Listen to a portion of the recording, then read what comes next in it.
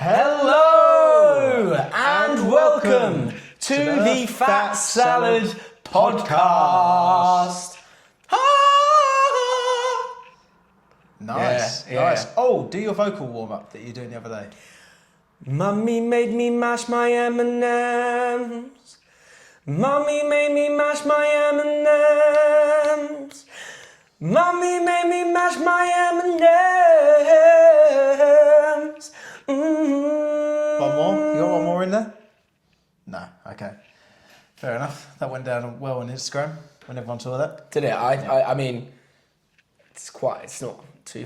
Do you know what? Like, my vocal warm-up really does range, because, like, if the person on before us is really good, I'm in there for an hour warming up. However, if they're all right, I don't even warm up. That is a joke. That's a joke. Before you drive me emails, evils.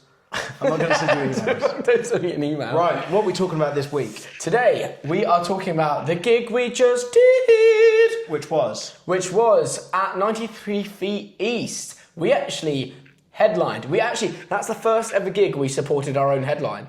If you think about it. Yeah. What, without being on the poster as well? Without being on the poster, yeah. We supported our own headline gig at 93 Feet East. But we actually... Do you want to give a bit of context to that? Very quickly, for those who didn't watch the last episode. For those who didn't watch the last episode, we were approached by a band touring from Boston. They were touring London and they wanted a London gig, and they asked us to support them at a headline show at 93 Feet East. We agreed yes, and then we asked them what time we were on, and they said, "You'll be on following our performance," which means we're a headline. So that's how we came to supporting our own headline gig. And when we got there, clearly the tour had been organised ages beforehand because we weren't even on the poster. Yes. So we had all our fans rocking up going, is this... We're a Fat Salad. We're a Fat Salad. And I think that, you could tell... Yeah, you could tell it was organised quite a way back. I mean, I'd say we sold a fair number of tickets for a Thursday night show on a headline we were put on at last minute. Yeah, I think we carried the gig in that regard. Yeah. But that's fine, that's what it's about. That's why you book a local band when you're touring. Exactly. To get other people in. We'd probably do the same thing. So, how'd the show go? This is what we are talking about. We will be slating our own show today, and that could be good or bad, but yeah.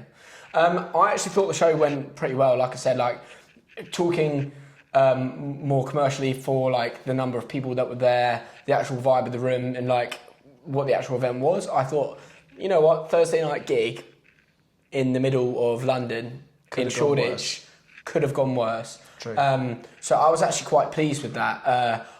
I don't know, I think we've spoken about it on previous episodes, but our last experience of 93 Feet East was a little bit sour, shall we say. And on that note, we actually... So, yeah, last time we played, we had really bad sound, and the sound guy was an absolute dick.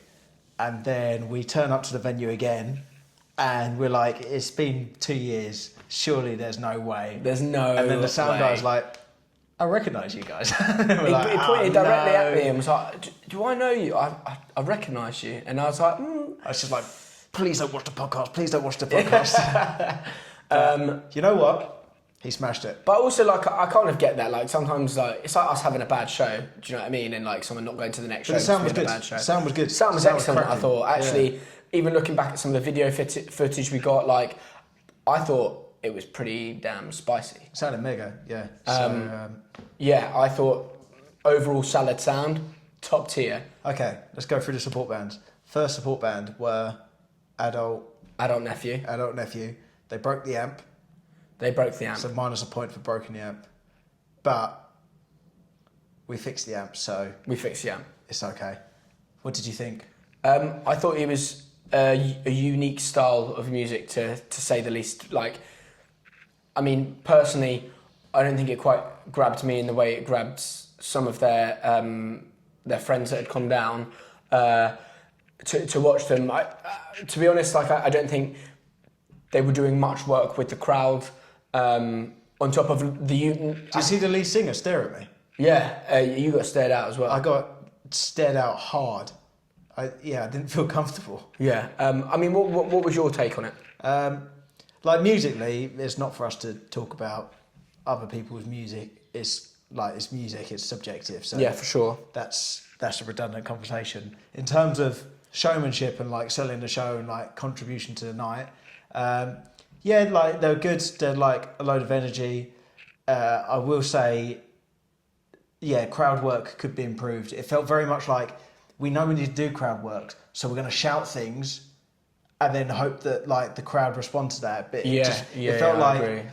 And then because it was the first sort of act of the night, which is always the hardest, it just felt like they were just saying things as crowd work, but it wasn't quite crowd work. Yeah, it wasn't in the moment crowd work. It wasn't engaging. If anything, it made you feel a bit uneasy Separated, about getting involved. That's how I felt. Yeah, I probably would agree. It was forcing something that wasn't quite there. And it's not the force that was the problem. The intent of trying to get people involved wasn't the problem. No, I agree. It felt like they were uncomfortable doing it, and that's. Yeah, I agree. But to be honest, I spoke to the drummer after. He said he really enjoyed the show, enjoyed playing his tunes. So like, you know, I like the drummer. Yeah, no, nice bloke. Like they had a good time themselves as well. So that was Adult Nephew to kick us off, and then they were swiftly followed by it was the second. It was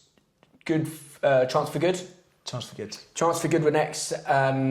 And I'll let you take the lead on. They're sick on guitar. They weren't using amps either. They were using the digital pedal boards. Me and Nathan were standing there. We're like, oh wow, maybe that is the future. But they were good. They had like a really tight set. Again, I think crowd work went a bit awry. Like I thought they were very confident. They're moving about on stage. Yeah, confidence at the start. Like, hey guys, how we doing? The classic like. Work there was good.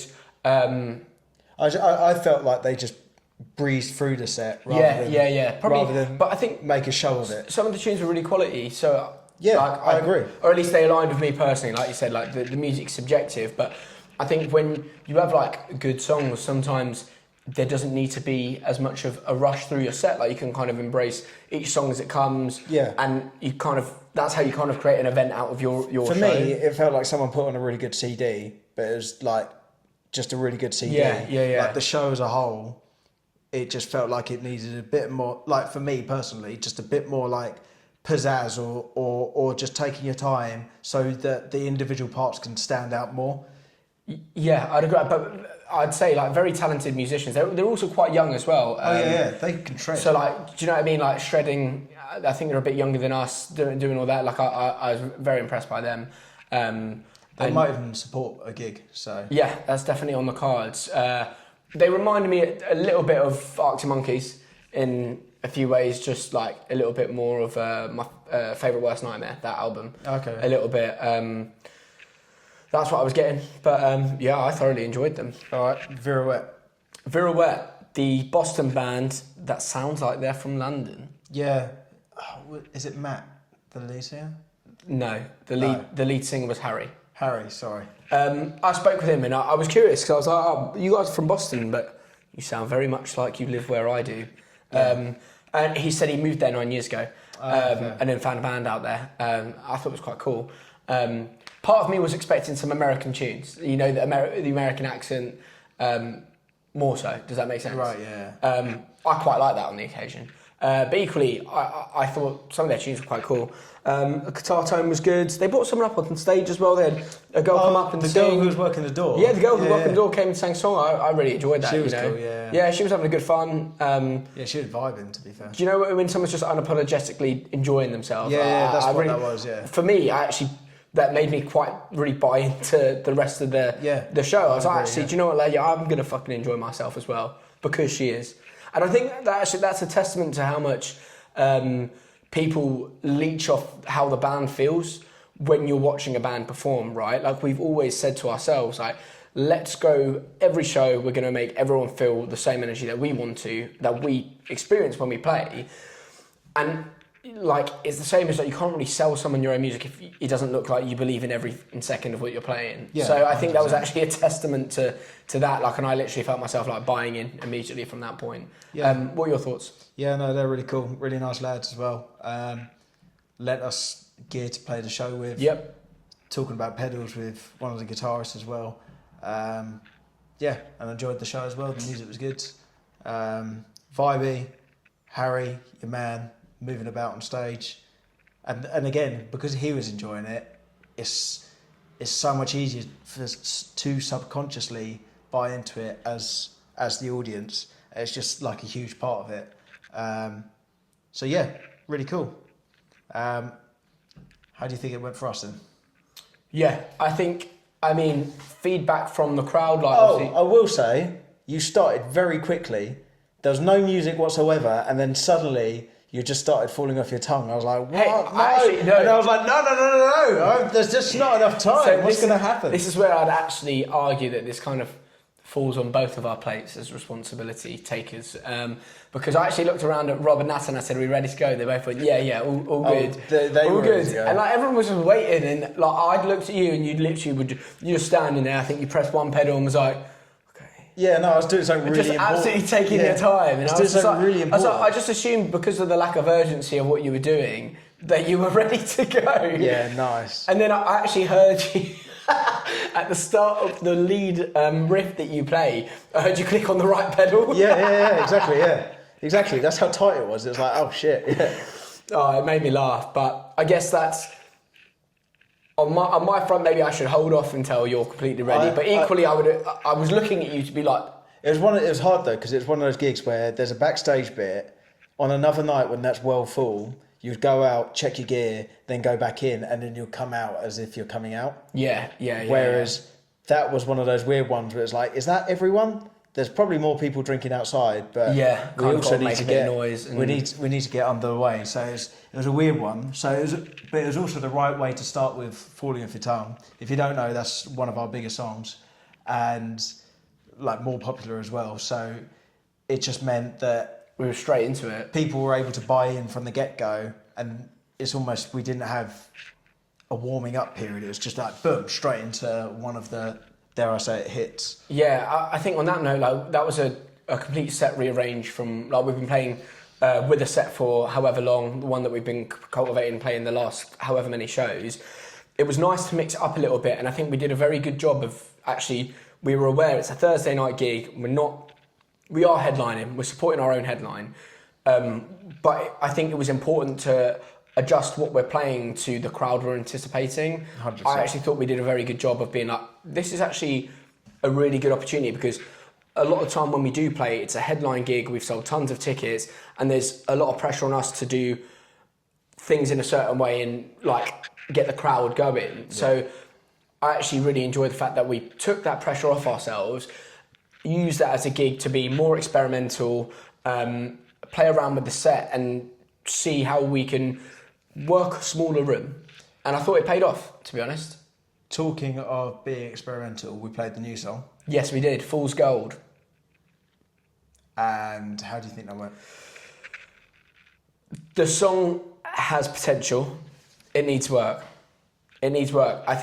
I mean, this was admittedly on me. Like there was parts throughout. There was a couple mistakes from us, and I think that's always going to happen. But I mean, the first thing you'll say, like I think we spoke to, it might have been Dad after the show. It was like, a couple mistakes there, and then the first thing he says, we didn't hear it, and it's like that's fine. Yeah. That's the point. Is we want to be able to make mistakes and no one hear it, but we hear it. Yeah. So I think for me, like personally, throughout the show as well, like there was a few bits where I just felt a little bit sloppy.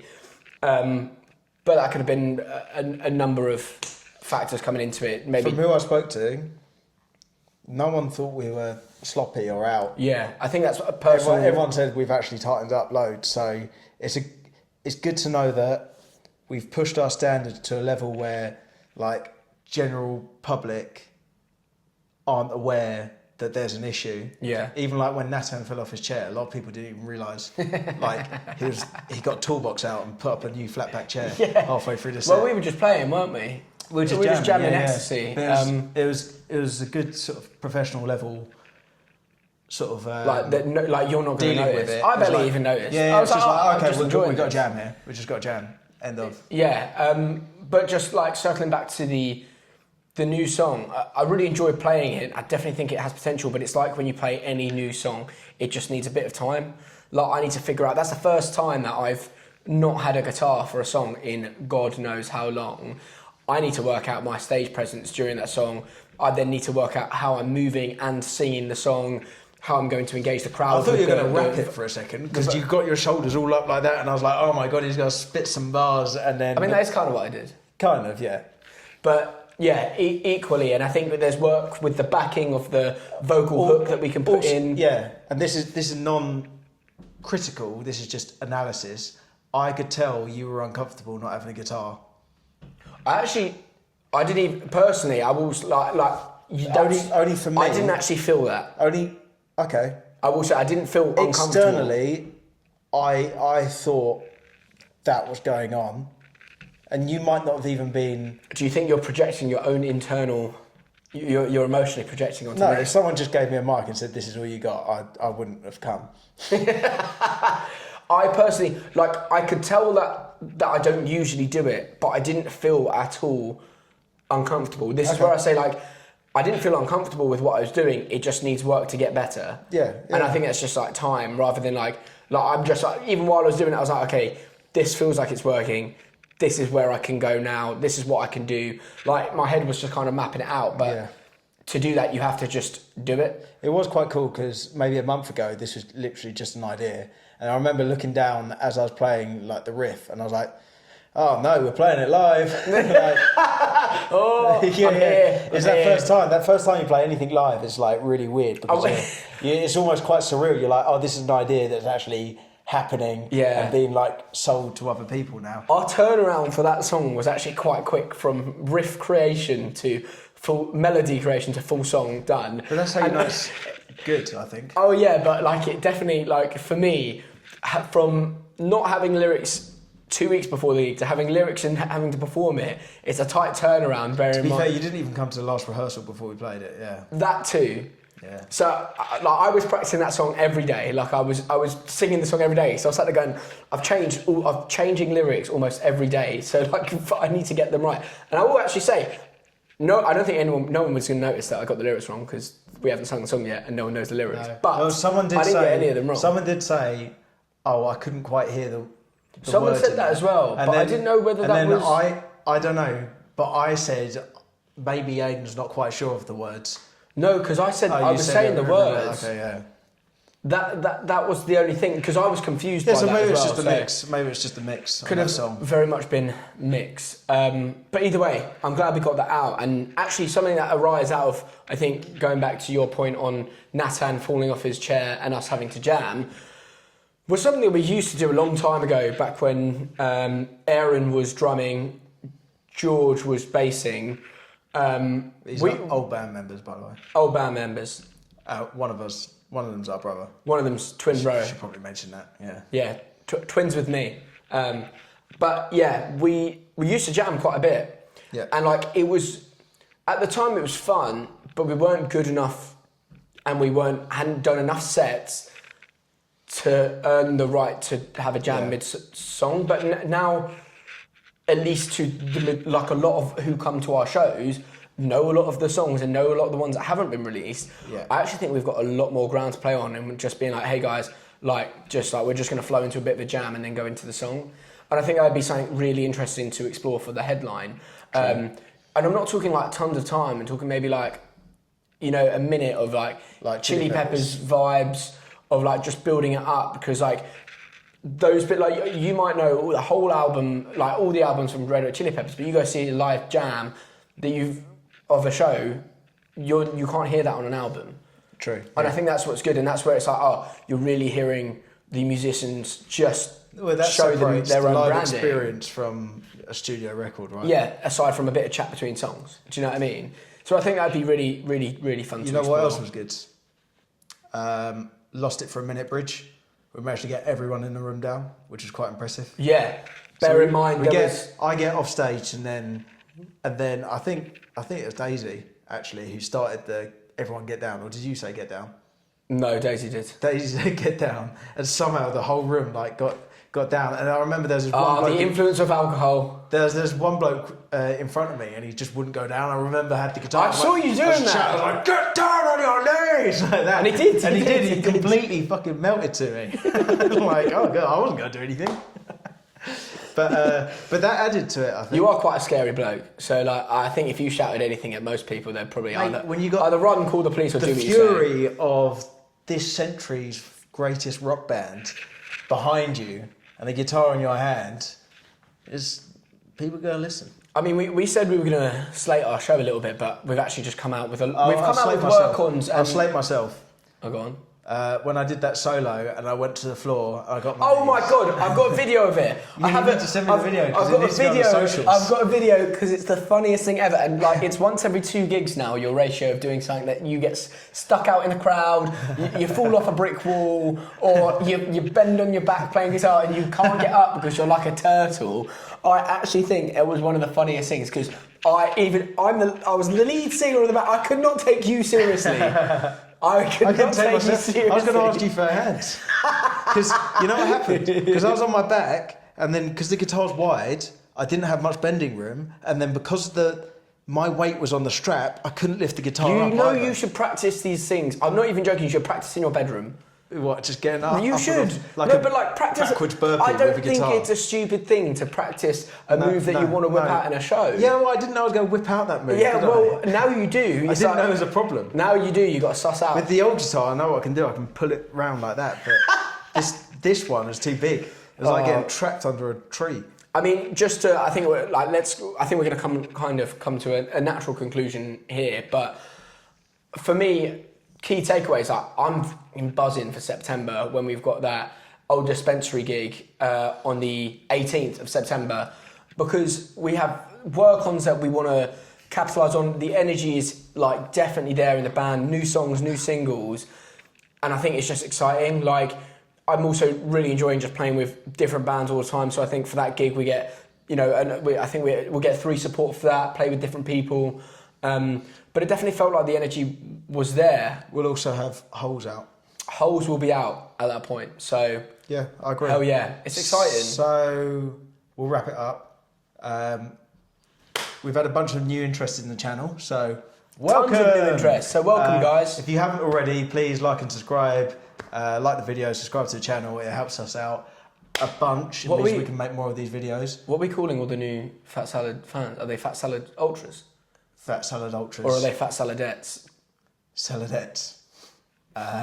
We're going to work. We're going to work on that, and we'll get some key values for us as well that we'll share. But if you don't follow us on Instagram, follow us on Instagram yes. at Fat Salad, and we will be releasing tickets to our next London date later this week. So get after it, and before anyone says they're busy, guys, if you've sat through this whole podcast, then I think get your phone now. Yeah, you've not got get your tickets. So come to the gig because there's no way you're not free on the 18th of September with this much, advance. Yeah, it's going to be good. Let's get it. It's going to be massive. Oh, and it probably will sell out because it sold out last time. It did sell out last time. It's only a small room. So all I'm saying is, if you don't buy them the first week, you're probably not going to. And Richard Hammond's going to be there. Bye-bye! Sweet! Bye-bye.